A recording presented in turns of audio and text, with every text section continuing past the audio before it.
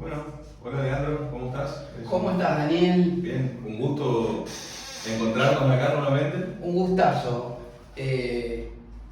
Si bien en persona, por cuestiones de distancia estrictamente, nos vemos no tan frecuentemente, no en forma asidua, es tan fluida la comunicación, tan estrecho el contacto que tenemos, que si bien no te veo en persona hace mucho, tengo la sensación como que nos juntamos la semana pasada a tomar un café y hablar de estimulación magnética transcraneal, entre otros temas que nos incumben. Sí, sin duda, yo creo que tenemos una muy buena comunicación en ese sentido, con fines académicos, aparte de nuestra amistad, que valoro un montón, me parece muy importante, pero creo que este hecho de poder trabajar juntos, compartir información, compartir experiencia de trabajo con nuestros pacientes, va fortaleciendo cada vez más el trabajo de nuestras instituciones. Totalmente de acuerdo con vos. En primer lugar, a los hechos me remito. Digamos, estamos acá para firmar un documento, formalizar una alianza estratégica, un convenio entre el instituto que vos fundaste y dirigís, el INAR, en Chaco, e IGACU Salud, en Ciudad Autónoma de Buenos Aires. Ambos que ofrecen el tratamiento de estimulación magnética transcraneal, que fue lo que en su inicio nos puso en contacto. Y hemos hecho bastantes cosas, desde lo asistencial, pasando por lo académico, e inclusive tuvimos que compartir aspectos vinculados a las cuestiones técnicas de los equipos, que no son menores. Sí. Y siempre estuvimos en contacto. Y vos mencionaste la amistad, y hay un concepto en el mundo de lo que es la colaboración laboral, la reciprocidad y demás, de las sociedades, que es el affectum societarium, que es como que, aunque todas las variables estén bien, desde lo técnico, o digamos los requisitos para la complementariedad de skills y idoneidades, si no hay affectum societarium, la cosa no camina. No camina bien, es cierto. Bueno, lo importante es que desde que nos conocemos hemos compartido muchísima información, hemos supervisado mutuamente casos desafiantes de estimulación magnética transcraneal, uno con el otro, hemos aprendido codo a codo, hemos enseñado, hemos dirigido un curso que tuvo un impacto realmente relevante. Con esto no pretendo incurrir en falta de humildad, pero creo que no podemos dejar de reconocer que el año pasado dirigimos, diseñamos y llevamos a cabo un curso para la comunidad hispanohablante que tuvo mucho impacto y posicionó la estimulación magnética, desestigmatizó muchos aspectos, generó demanda, generó que muchos profesionales lo contemplen como una opción razonable en aquellos casos que, en base a lo que aprendieron en nuestros cursos, bien seleccionados, en los que ya han agotado otras instancias o no toleran efectos adversos, o eventualmente prefieren sopesar las indicaciones tradicionales con las conveniencias y preferencias del paciente y arrancar antes de lo formalmente estipulado.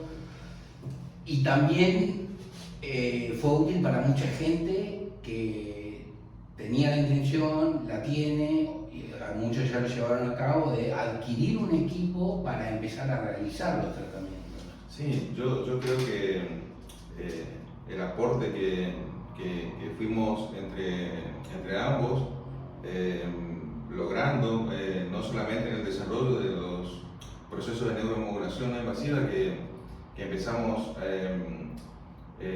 a poner como más en vidriera como alternativa terapéutica para los pacientes, ha sido muy importante, más allá de los procesos de formación académica que vemos, las instancias que realizamos en ese sentido, los cursos, las charlas, la posibilidad de llevar esta alternativa terapéutica para muchos pacientes. como te ha tocado a vos, aquí, a mí en el norte del país, nuestros pacientes tengan la posibilidad de acceder a una alternativa distinta, que les da la posibilidad realmente de poder estar mejor, cuando muchas veces otras alternativas terapéuticas no alcanzaron, no fueron suficientes, no pudieron brindarle las prestaciones que los pacientes necesitaban, y pudimos nosotros, a través de este procedimiento de neuromodulación, de la estimulación magnética transcraneal, hacer nuestro aporte para nuestros pacientes, que creo que es algo muy significativo, muy importante, más allá de las dificultades que hemos atravesado, que conocemos, que nos han tocado vivir por la experiencia de emplear este método un poco innovador, un poco novedoso también, podríamos decirlo, para nuestro país, no así para el mundo, pero sí para nuestro país y sobre todo para algunas regiones, como yo te comentaba en el caso de nuestra región. Vos tal vez no guardás magnitud de la importancia de lo que vos estás haciendo en un país como Argentina tan poco federalizado, que cada uno desde su lugar, en nuestro caso es la psiquiatría y patologías vinculadas al sistema nervioso central y periférico, dar accesibilidad en el norte del país y que no esté todo centralizado acá es un avance importantísimo. Es Vox Populi, acá es más difícil en nuestras latitudes, pero digamos en el hemisferio norte es como que las actividades de un médico son como condición sine qua non asistencial, académica e investigación, digamos, tenés que hacer las tres. Claro. Acá se hace cuesta arriba por factores coyunturales que sabemos, pero a nosotros nos incumbe una más, que es lograr algo que nos trascienda, que sea más importante que nuestras propias carreras profesionales y que cada uno de los pacientes en particular que beneficiamos, algo que trascienda a nuestra actividad, que es lograr que la terapia sea conocida y que haya accesibilidad. Y que sea conocida tal cual como es, como un método que no esté salpicado por cuestiones ideológicas o por otras terapias que tampoco deberían estar estigmatizadas, pero lo están. Y que la gente sepa que la estimulación magnética transcraneal es una modalidad de neuromodulación no invasiva que es extremadamente segura y muy bien tolerada. Yo me embarqué en este tratamiento por eso. Después me sorprendí muy gratamente y superó mis expectativas la eficacia. Pero fundamentalmente eso, la gente tiene que saber que es una modalidad en la cual el paciente no solo no está anestesiado, tampoco está sedado, no tiene que tomar ni una mínima dosis de benzodiazepina, está en total alerta, estado de alerta, en plena lucidez de la conciencia, siempre y cuando su cuadro de base lo permita, digamos, ¿no?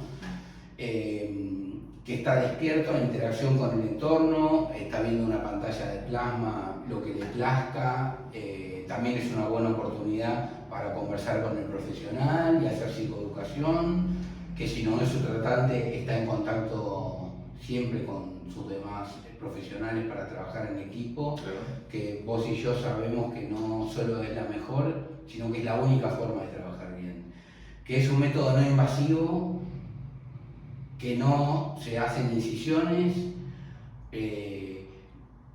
ni siquiera se rasura el cabello,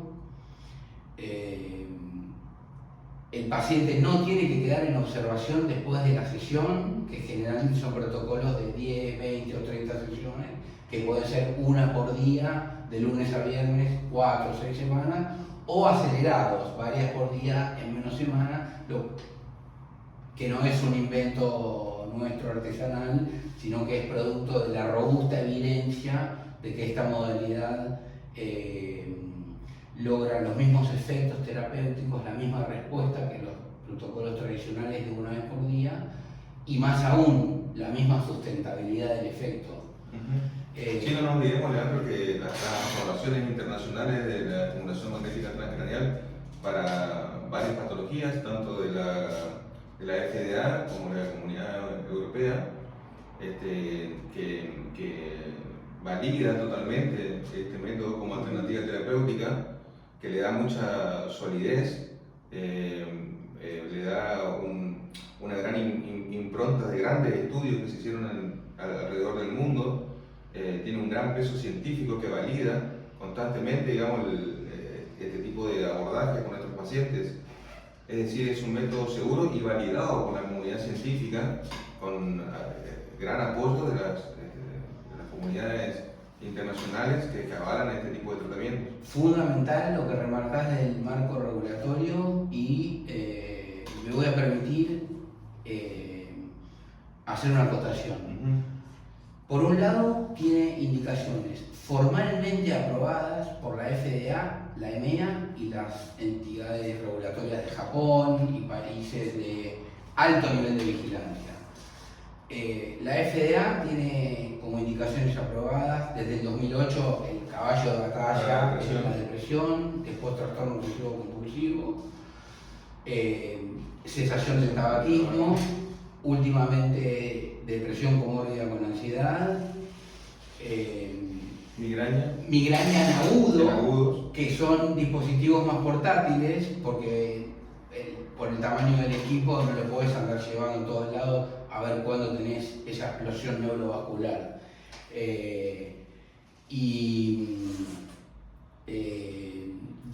Depresión, tabaquismo, y depresión últimamente en adolescentes de 15 a 21 años. Eso es FDA. EMEA se extiende. EMEA tiene más indicaciones formalmente aprobadas. Por un lado,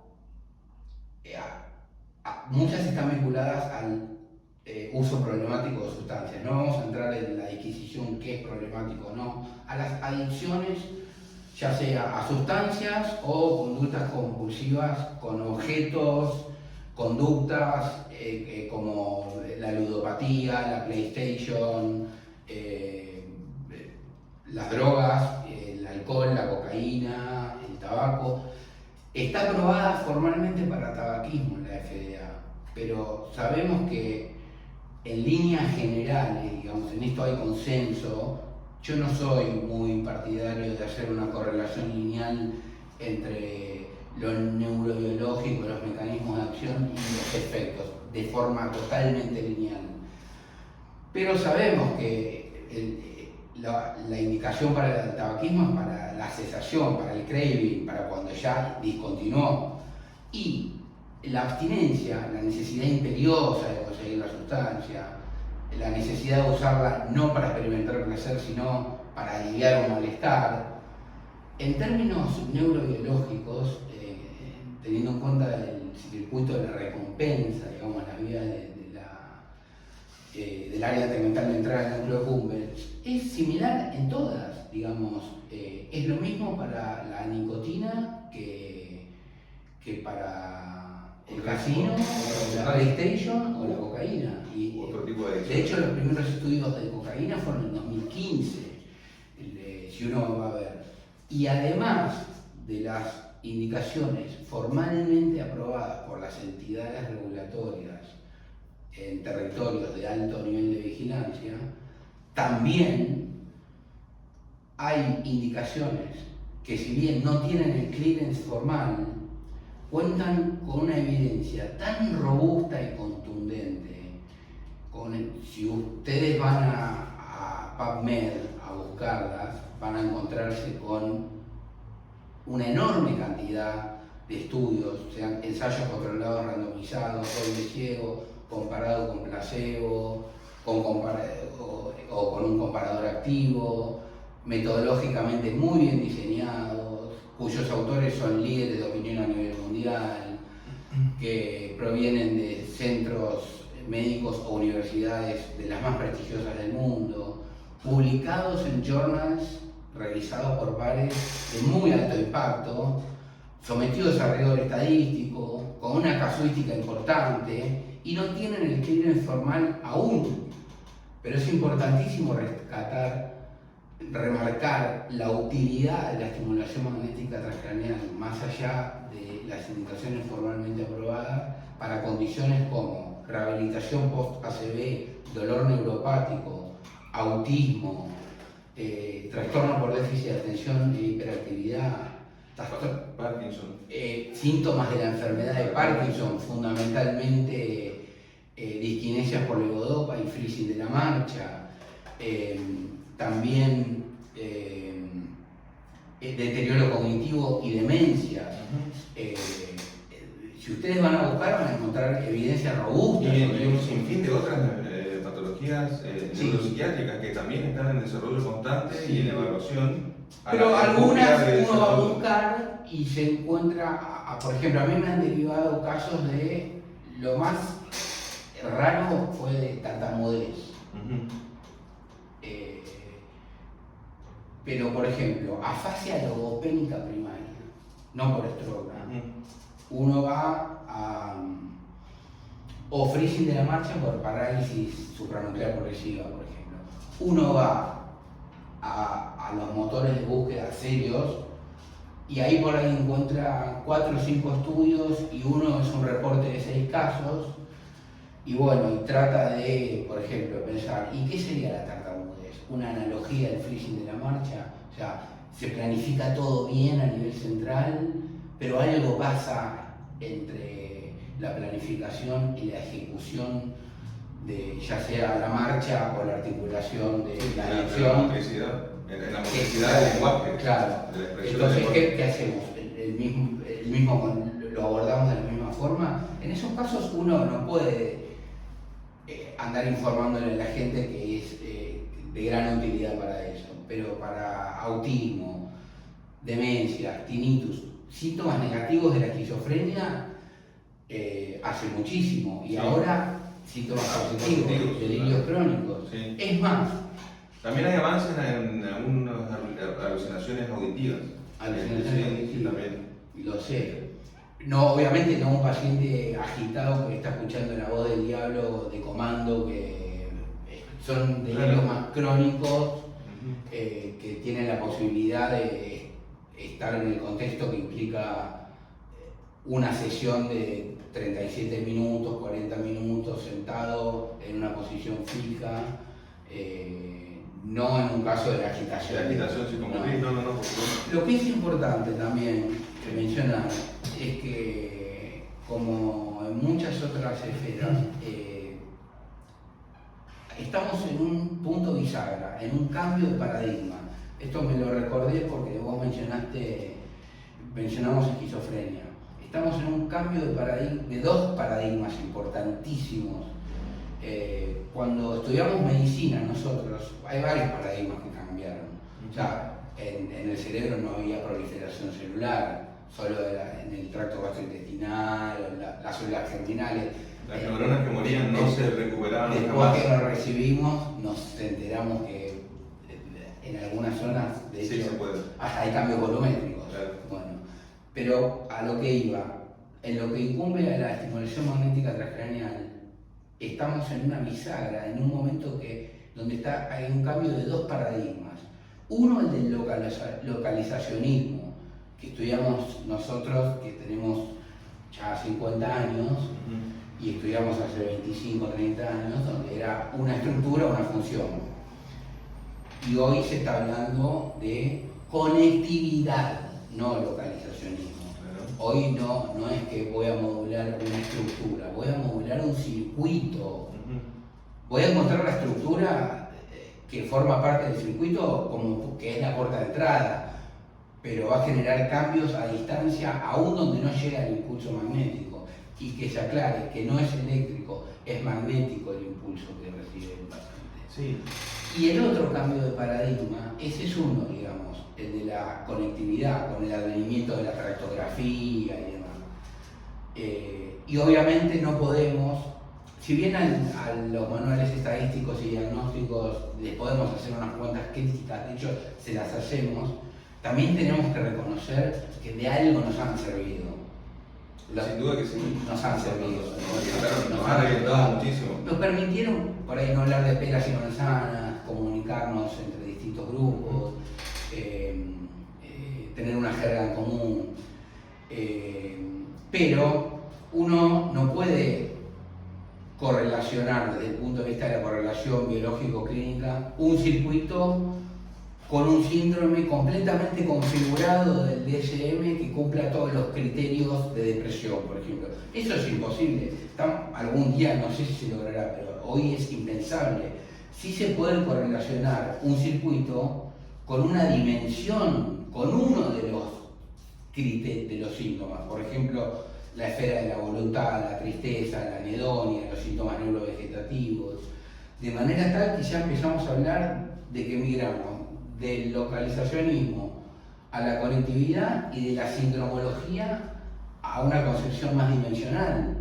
De manera tal que si yo puedo identificar que un paciente está cursando un episodio depresivo en el que prevalece el compromiso de la actividad psicomotriz, la típica parálisis plúmica, como que la iniciativa, la voluntad, ¿por qué no puedo con la misma estrategia mejorar el compromiso de la voluntad propio de los síntomas negativos de algunas esquizofrenias, de algunos pacientes que padecen esquizofrenia?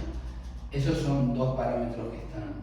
Sí, yo creo que este enfoque, que esta situación en la que la estimulación magnética transcranial nos ha llevado a pensar en las patologías también un poco de esta forma, lo transnosológico, pensar en síntomas o signos que componen diferentes cuadros, en cómo podemos adaptar un protocolo de estimulación magnética para un paciente que puede, si bien seguir las reglas de los protocolos establecidos a nivel internacional, pero también adaptarlo a su sintomatología. Pensar en un paciente que tal vez tenga un cuadro de depresión con un gran componente ansioso y tener la posibilidad de, en nuestra institución, en nuestro consultorio, ofrecer esta alternativa donde realmente podamos adaptar un protocolo como un traje a medida para ese paciente.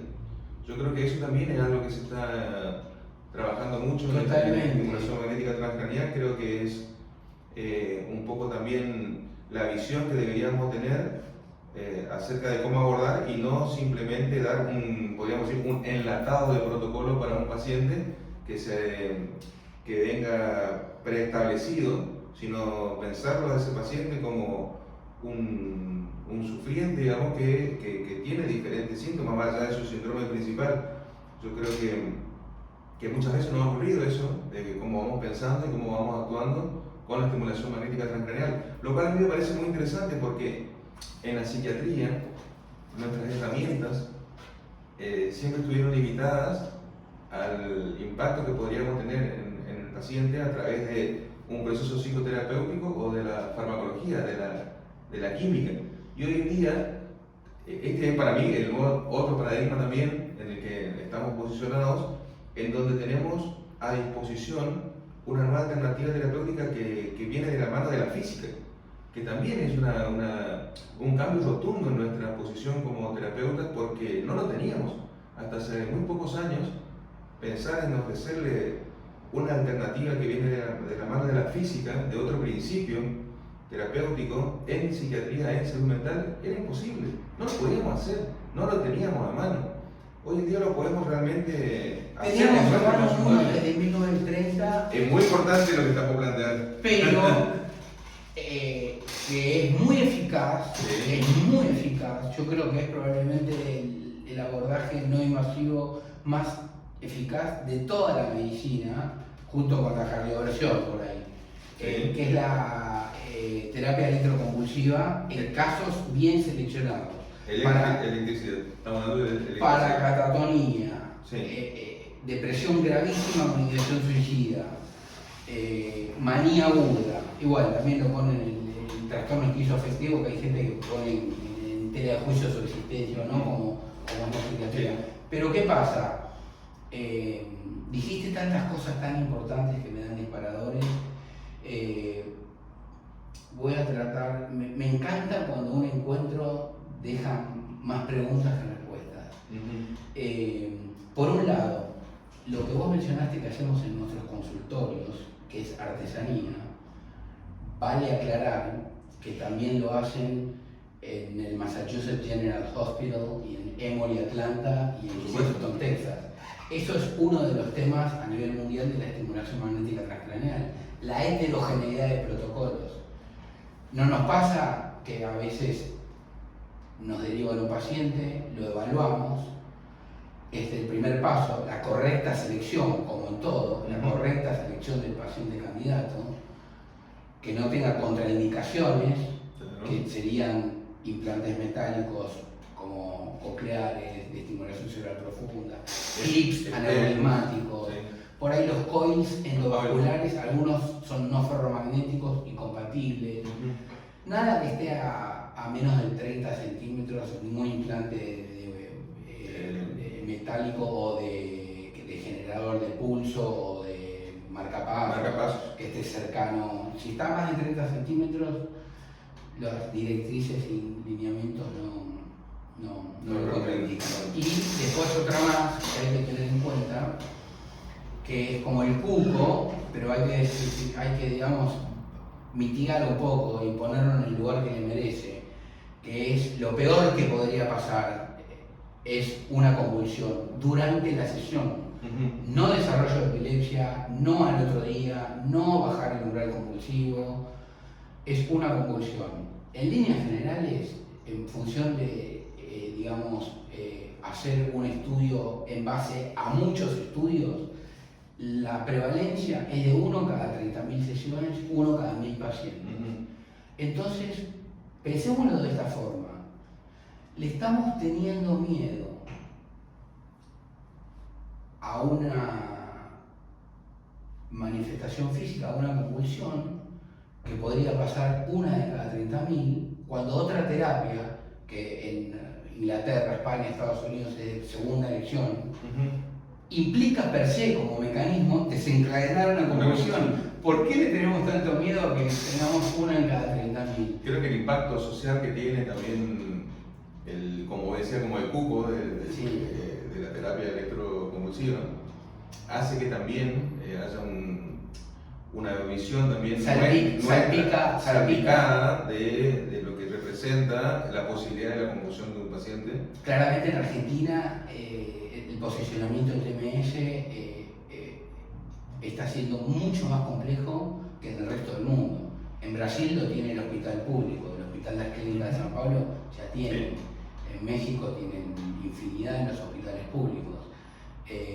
Acá en Argentina, bueno, por las características propias del ambiente psi de nuestro país, tenemos algunas limitaciones, y cuando uno dice, ya sea a un colega, inclusive líder de opinión en una temática, alguien que publique en el New American Journal of Bipolar Disorder, tal vez hasta hace unos meses no sabía de qué se trataba, o uno le sabe, no tiene ni idea, y después te llaman a un congreso de Ámsterdam, me dicen, Leandro, tenías razón, está explotando acá, en el Congreso Mundial de Dolor todos hablan del tema y se van desasnando.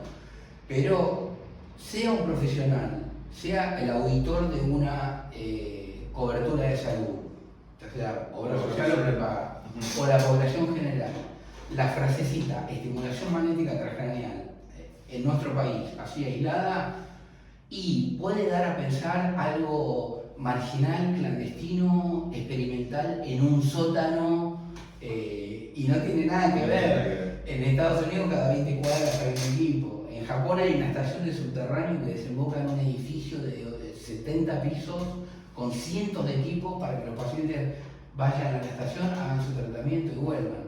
Y lo que decías de la artesanía, lo hacen en todos lados. Hay heterogeneidad y es un tema que está planteado. Vamos a tener que tratar de que, no pretendemos que todo sea idéntico, pero un poco más similares, porque cuando uno recibe un paciente y va a la literatura, revisa algunos papers y lo mejor que ve en función de distintas variables, por ahí está en 3. Muy buenos resultados en 3 grupos. Este grupo haciendo 15 minutos y acá le fue muy bien. Y a este otro, y por ahí hablamos de Cleveland Clinic o la Mayo Clinic, Claro. no de una sala de guardia del tercer cordón No. del conurbano bonaerense, con todo el respeto que me merece mi país, No, pero con todo el dolor de autores que implica. de instituciones muy variadas. Entonces uno ve que con abordajes, obviamente no totalmente dispares, pero no similares, iguales, claro. pero no iguales, Sí. y con alguna diferencia, inclusive en el área estimular le fue muy bien, haciendo uno 20 minutos ahí, otros 15 minutos ahí. ¿Y qué hace uno a veces? Yo, ¿qué he hecho? Bueno, voy a hacerle las dos al paciente, le voy a hacer 15 minutos en cada una. Claro. Y bueno, Uno lo va pensando, sí. lo va armando, Sí. el esquema, el Sí. protocolo de acuerdo a ese paciente. Y también lo que es importante, lo que hay heterogeneidad, que ahí sí nos vamos a tener que poner más de acuerdo, es en las medidas de resultados. Es difícil comparar las escalas que usan. ¿Sí? Y claramente, la verdad que a mí me sorprendió, superó mis expectativas la estimulación magnética transcraneal. Yo empecé haciendo esto trabajando en una institución donde fundamentalmente se llevaban a cabo procedimientos invasivos y las condiciones de movimientos anormales, por ejemplo, o algunas de cuadros psiquiátricos, se abordaban ya habiéndose agotado todas las instancias, menos TMS que recién se abordaban con estimulación cerebral profunda. O sea, yo estaba acostumbrado a hacer la selección de pacientes, el seguimiento, inclusive publicaciones, con tratamientos que implicaban realizar orificios en la calota, descender electrodos para que haya una interfaz y un contacto directo entre el electrodo y el tejido neural, conectado a un generador de pulso que en forma continua, permanente y programable, con parámetros de estimulación en función de la patología y de cada caso individual, le aliviaba los síntomas. Entonces, yo decía, bueno, esto es re seguro y re eficaz, re seguro y re bien tolerado. Fue el gran motivo por el que me embarqué. Pero estaba acostumbrado a que algo esté constantemente emitiendo una corriente continua, implantado en contacto en las profundidades del cerebro.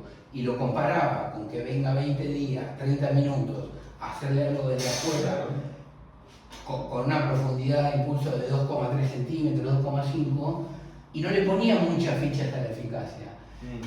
Y la verdad que todos nos sorprendimos muy gratamente, superó las expectativas en forma notable en cuanto a la respuesta y a la sustentabilidad. Pero ¿no te parece, Leandro, que el hecho de poder asistir a un momento, podríamos decir, histórico en la evolución de la psiquiatría, de la salud mental, de poder disponer en un consultorio de un equipo que pueda ofrecer esta variabilidad como alternativa terapéutica? El electromagnetismo hace unos años era de ciencia ficción.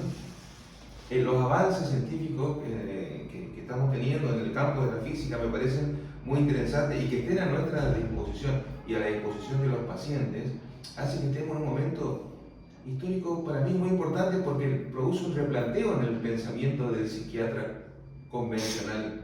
Realmente es así, es algo muy importante. Tenemos la posibilidad, y es cierto que contábamos antes con el electroshock como una alternativa terapéutica, todavía contamos. Que sigue siendo y Y validada, y sabemos que nos ve, que no se hace como en la película Atrapado sin salida a Jack Nicholson, claro, sin anestesia, sin relajante muscular, para castigarlo. Se hace con el paciente en estado de anestesia general y relajación muscular. Con un control cardiológico, anestésico. Con anestesista, con un control cardiológico. Nada que ver con esa imagen que resulta cruenta. Y que las normativas de control para que se realice un procedimiento de terapia electroconvulsiva son muy altas y son muy seguras. y son validadas y son alternativas que nosotros utilizamos porque derivamos a nuestros pacientes cuando realmente la necesitan, porque les salva la vida. Yo creo que es importante poder mencionar eso también. Si bien la terapia de estimulación magnética transcranial es un procedimiento distinto porque las condiciones del paciente son totalmente diferentes en un procedimiento y en otro, la terapia de electroconvulsión es un procedimiento seguro, validado y necesario. Yo creo que considerarlo y tenerlo siempre presente como una alternativa terapéutica para los pacientes que realmente lo requieren. Podríamos estar hablando horas de por qué es segura y eficaz, pero podemos también tratar de resumir la Biblia en un verso. Se usa desde 1930, va a ser 100 años, como los grupos de alcohólicos anónimos. Sí, si se sigue usando, por algún motivo es. Sin duda. Se sigue usando. Y bueno, eso para mí fue realmente muy grato, muy grato. Que venga una madre y te diga, doctor, gracias por devolverme a mi hijo. O un hijo a decirte, doctor, gracias, mi mamá volvió a ser la que era antes. Claro. También otras dudas que tenía, en las cuales me equivoqué, debe haber estudios de ciencias básicas, tendría que explorarlos bien. Cuando abordé pacientes con patologías neurodegenerativas, no depresión, en la que uno piensa, bueno, a ver, este cerebro está intacto histológicamente, histoarquitectónicamente. Hay un problema funcional, lo que hay que tratar de modular es la actividad eléctrica, la actividad química de los neurotransmisores, la expresión de proteínas, de membrana o de cascadas de señalización intracelular, pero el cerebro, las neuronas están en condiciones de responder, están funcionando mal, pero si uno hace una tinción de hematoxilina y miosina, las va a ver en un estado de normalidad. En cambio, en un proceso neurodegenerativo, la neurona está muy afectada. Por ejemplo, en el Parkinson, en la sustancia negra, en un momento ya es un factor limitante, no da abasto para producir dopamina, y en las demencias la corteza realmente de las neuronas sufren un daño. Sí. Entonces, a priori, obviamente esta es mi experiencia personal y tómenla con pinzas, porque tampoco es de una casuística enorme, pero lo que yo pensaba era, bueno, el paciente que tiene TOC, depresión, si responde, tal vez la sustentabilidad del efecto es mucho más larga, porque al parénquima cerebral todavía tiene tela, le da para responder. En cambio los otros, tal vez responde, anda bien 2 o 3 días, pero las neuronas no dan abasto para sostenerlo. Y me sorprendí mal, porque pacientes con procesos neurodegenerativos no tuvieron ninguna recurrencia de algunos síntomas. Es algo que quiero explorar. El plan el pensar en el tema de la recurrencia, que también es algo que los pacientes plantean frecuentemente, porque sin duda uno quiere saber si luego de este procedimiento lo va a seguir necesitando, si va a ser necesario que tenga un mantenimiento, si va a ser necesario que vuelva a repetir un protocolo, y también en cuánto tiempo eso debería pasar. Y la respuesta es que muchas veces tampoco sabemos. Es que corregime si me equivoco, nosotros nos conocemos, debemos haber hablado ya de este tema, pero en mi experiencia es cada caso particular. Por ejemplo, pacientes de 10 años de historia de cuadros migrañosos, de 6 veces por semana, de 20 horas de duración, con una escala visual análoga de intensidad de dolor de 8 en 10, de golpe, después del procedimiento, remite totalmente. Remite, después de haber hecho, de haber estado inundada de fármacos que no son té de tilo ni flora de Bach, estamos hablando de carbamazepina, o un montón, después de haber hecho inclusive procedimientos, también otros cuadros dolorosos, de neurocirugía funcional invasivos, a través de la base del cráneo, no sé, por el agujero oval o redondo menor, en el ganglio de Gasser, o procedimientos neuroquirúrgicos para abordar, digamos, esta patología refractaria a todo lo conservador, y no había respondido, otra que le habían hecho intervenciones en el ganglio fenopalatino, quirúrgica, y no había respondido. Y con esto, con esto respondieron. Pero ¿qué pasa? En este caso era bajo la cobertura de una obra social. Entonces, uno sabe que le puede volver en algún momento. Y si tiene que empezar todo el vericueto burocrático administrativo, le vas a hacer experimentar de vuelta un calvario de varias semanas de dolor. Ya de antemano pedimos mantenimiento y esperamos a ver sus tiempos. Y esta, por ejemplo, esta paciente en particular se cumplió un patrón. A la quinta semana tenía recurrencias. Tenía recurrencias. Entonces ya ella cada 5 semanas hacía una semana. Y listo. Bueno, las experiencias en cuanto a dolor están más o menos relacionadas a esto que vos contás, que el dolor sí hay como una necesidad de realizar un mantenimiento, tal vez en otras patologías. El dolor neuropático porque Pero también, Leandro, viste que creo que también nos pasa un poco lo mismo con la farmacología. Muchas veces sacamos a pacientes de estados o de cuadros de patologías como un trastorno depresivo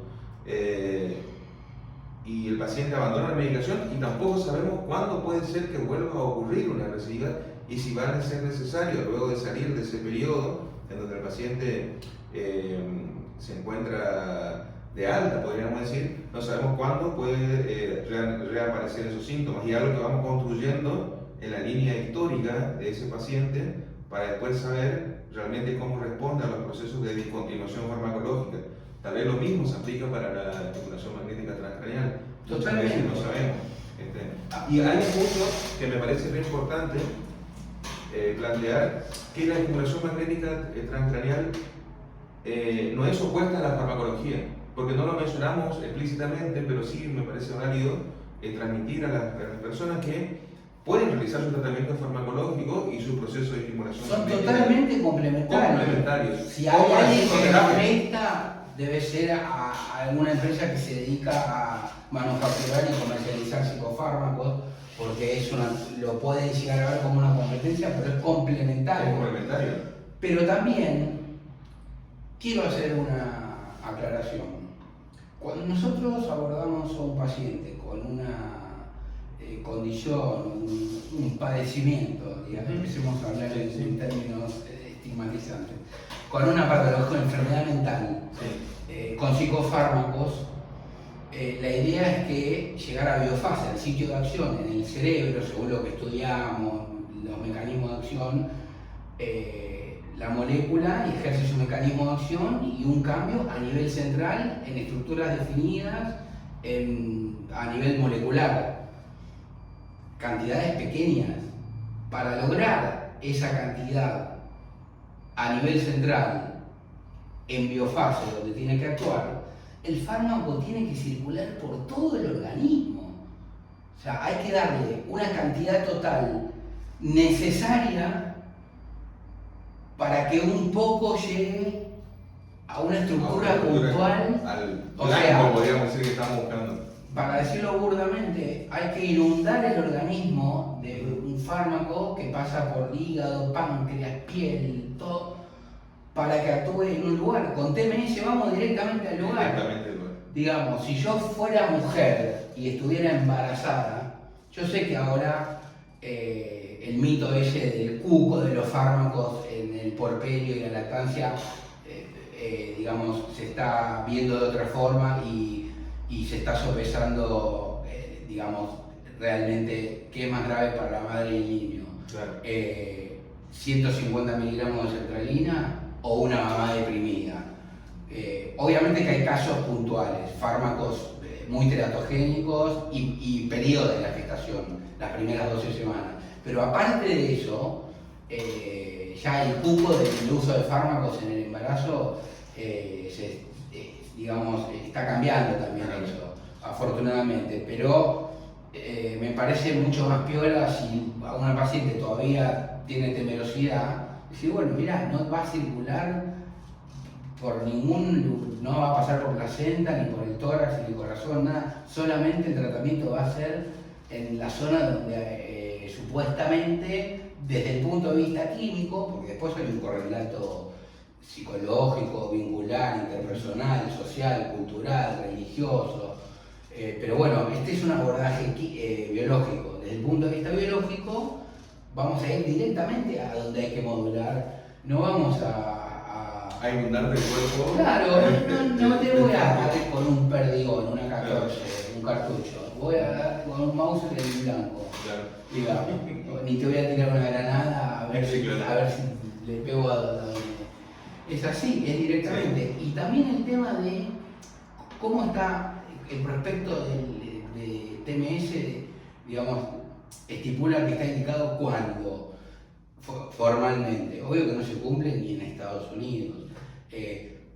Corregime si me equivoco, algo así como, luego del fracaso del tratamiento en depresión o no, sí. Con 2 antidepresivos de familias distintas, a dosis y tiempos optimizados, que creo que no la especifican, pero estimamos que serán 8 semanas cada uno, sí, y la máxima dosis te dice el prospecto original del envase, sí.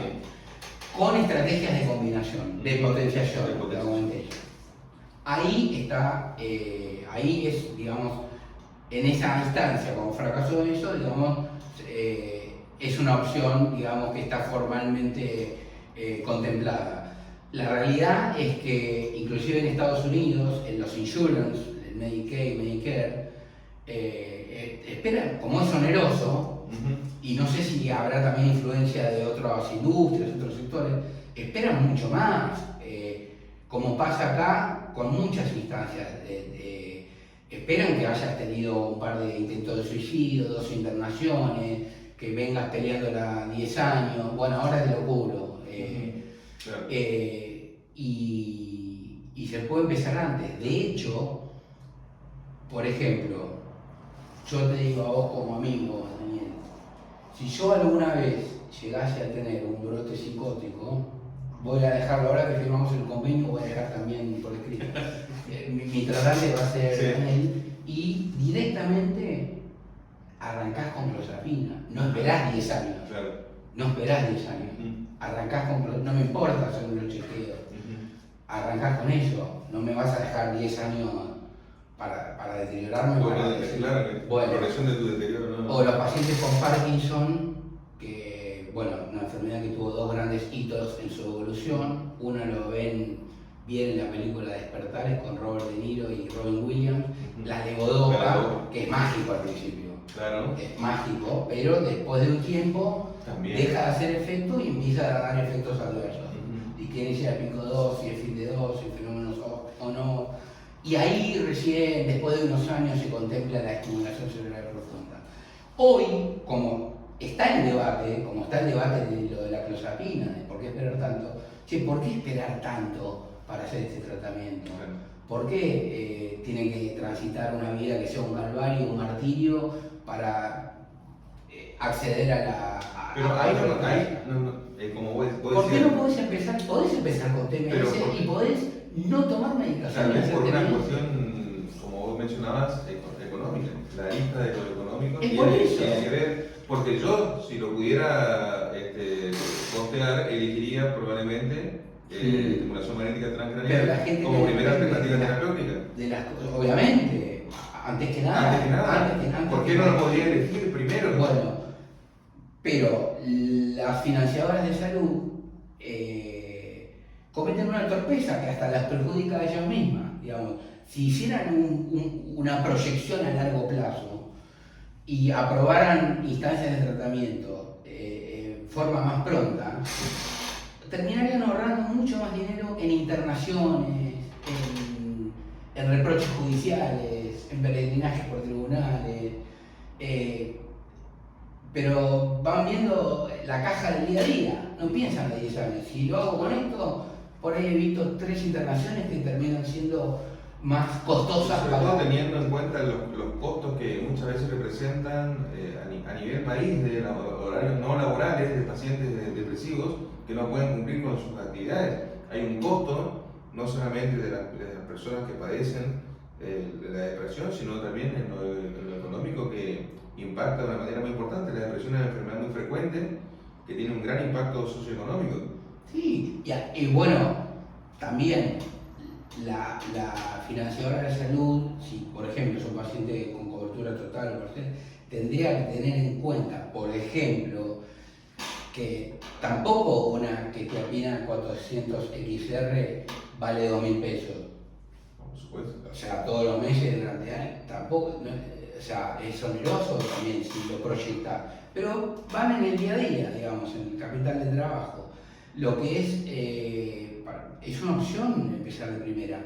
De hecho, un líder de opinión argentino muy conocido, que todos lo conocen en Argentina, no lo quiero mencionar, le tengo un enorme, inmenso respeto profesional, porque tiene criterio y sentido común y tiene valentía. Se planta ante el establishment, ante las castas que manejan los journals internacionales e imponen algo que por ahí no se sabe de todo, ¿no? Qué sé yo, que Krepelin había descrito algo y hasta hace 10 años veníamos con eso y ahora empiezan a decir, no, esto da una neuroprogresión. Y esta persona empieza a decir, pero a ver, y tomar 30 años Valcote y olanzapina, ¿no influenciarán en que estos pacientes rinden menos cognitivamente que los que no tomaron? Y hasta inclusive fue un estudio de un fármaco que fue posicionado como procognitivo, como ventaja competitiva, y fue muy utilizado, digamos, teniendo en cuenta esa variable, y se tomó el trabajo, y publica mucho desde acá, que no es fácil, calculadorita, fin de semana, papel y lápiz, no está en el Mount Sinai. Y se tomó el trabajo de ver los papers pivotales que dieron lugar a la aprobación de ese fármaco y todos los sujetos de investigación de ese artículo que dio lugar a la aprobación y a la conclusión de que es procognitivo, todos venían en tratamiento hace años con aloperidol y le rotaron el aloperidol por este otro fármaco. Claro. Pero no plantearon ni en la discusión ni en las conclusiones que podrían haber mejorado cognitivamente porque dejaron de tomar aloperidol, que es como comparar, no sé, querosén con lo que usan las mujeres para limpiarse las uñas, más o menos. Bueno, esta persona, cuando le estaba planteando un evento sobre este tema de las nuevas terapias y todo, me pidió y me enfatizó en la importancia de dar una charla sobre un tema al que le acuñó el siguiente título: sopesando las indicaciones con las conveniencias y preferencias del paciente. Ojo, mirá si el paciente te dice, yo prefiero no tomar medicación y empezar con estimulación magnética transcranial, tiene todo el derecho. A ver, estamos... Como también tiene el derecho a elegir el fármaco que va a tomar. Si me dice que quiere hacer por ahí constelaciones familiares o vidas pasadas, ahí hay que informarle que, bueno, hasta ahí no llegamos, pero si dentro del el espectro de herramientas terapéuticas hay una que está recontravalidada, es segura, bien tolerada y eficaz, y prefiere, digamos, empezar con eso, como yo te dije lo de la clozapina, ¿por qué no? Está en jaque también ese tema. Sí. Yo creo que asistimos en una época, un momento, y por eso digo un momento histórico importante para nuestro país en el desarrollo de esta alternativa. Me parece que todos los que estamos tratando de alguna manera de nuestro lugar, darle continuidad, darle difusión, darle conocimiento a esto. Accesibilidad, que haya más centros en el país. El país nuestro es muy grande, es el octavo más grande después de India, o sea, es como estar en Europa y tener que ir de España a Albania, por ahí. Claro. Lo que haces vos, que en el norte argentino, en Chaco, haya un equipo, trasciende a tu actividad como médico asistencial. Sí. Es un aporte a la psiquiatría, a la federalización de nuestra disciplina en el país. Porque yo creo que, tal vez comparta lo mismo, de que esto va a continuar, probablemente explote exponencialmente en nuestro país la implementación de la estimulación magnética transcranial, porque en el mundo ha ocurrido así. sin embargo nosotros hemos quedado postergados, pero probablemente ese proceso nos impacte, tal vez más tarde como está pasando, pero yo creo que... Totalmente de acuerdo con vos, que creo que si vos y yo seguimos que sigue. haciendo lo que venimos haciendo hace un par de años, probablemente suceda. Ahora, si dejamos de realizar las actividades que venimos realizando de difusión, posicionamiento, educación, comunicación a colegas, divulgación a la población general, desestigmatización, bueno, lo va a tener que hacer alguien más, porque es fundamental esa labor.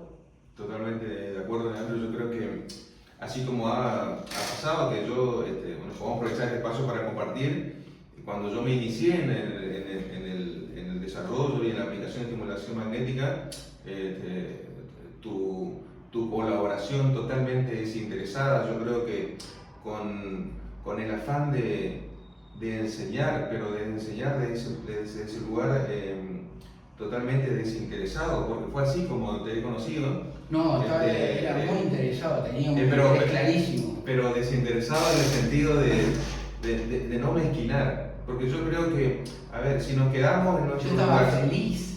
Sí, yo estaba feliz de que en mi país lo puedes sentir, había más accesibilidad. Pero creo que es muy importante este espíritu en el desarrollo y la implementación de la estimulación magnética, de que podamos colaborar entre nosotros e ir formando a nuevos profesionales en estas técnicas, porque enriquece nuestra caja de herramientas para poder ayudar a nuestros pacientes. Si nos quedamos enfrascados en nuestra pequeña torre, de nuestro pequeño centro, donde nosotros somos los que tenemos el conocimiento de la estimulación magnética transcranial y no lo compartimos, no lo difundimos, no ayudamos a que otros colegas los puedan conocer, colegas de la psiquiatría. No hay personas así. Sabemos que sí, pero creo que el espíritu debe ser este otro, que claro, nosotros podemos compartir y que tratamos de explotar todo el tiempo, porque me ha pasado. A mí me han contactado gente de Misiones, gente de Salta, de La Rioja, tratando de informarse también sobre estimulación magnética. También a vos te pasa. Eso probablemente nos permita a nosotros poder recibir en nuestras instituciones a personas que quieran seguir formándose en estimulación magnética. Desde ya que tenemos un amplio espectro de instancias de capacitación. Instancias de capacitación para formar, para seguir difundiendo. Yo... ¿te parece que en honor al tiempo vayamos dándole un cierre al video? Sí. Después cerrás vos, que sos especialista en eso, en la frutilla del postre. No, por favor. Sí, estuve viendo los cursos que hicimos. Ajá. Y que en el momento por ahí estaba con otras cosas, pero me di cuenta.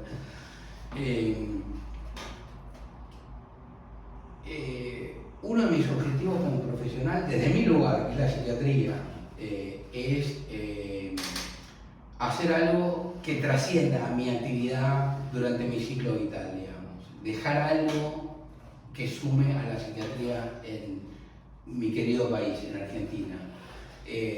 Por eso, los objetivos en los que vamos a trabajar, si lo tuviera que resumir en los que vamos a continuar trabajando y por ahí ahondar, o recalcular y optimizar, porque es un constante aprendizaje, son, primero, continuar con la comunicación y la información a los profesionales para que lo contemplen como una opción en aquellos pacientes que ya consideran que no han respondido a las medidas conservadoras que ellos utilizan y lo contemplen como una opción razonable para derivar a alguien que realice el procedimiento.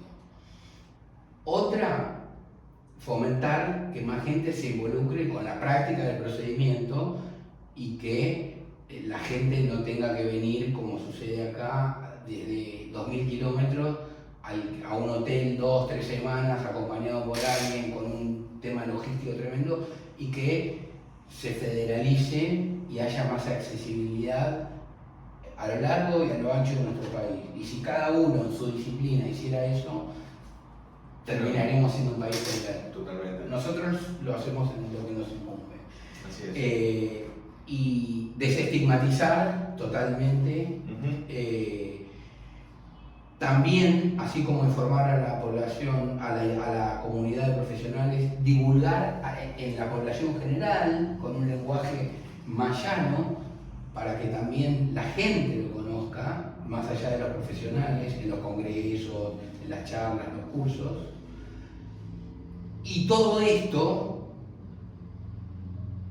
va a conducir, por añadidura, además de que aparte vamos a trabajar en forma independiente en eso, en que las auditorías de las coberturas de salud, sean obras sociales o prepagas, que algunas ya lo cubren, otras no, otras las hacen difícil, lo empiecen a contemplar como una opción realmente razonable, que piensen que le van a mejorar la vida a sus afiliados y que además, si tienen algún buen gerente de finanzas y hace una proyección a largo plazo, les va a terminar costando menos, seguramente.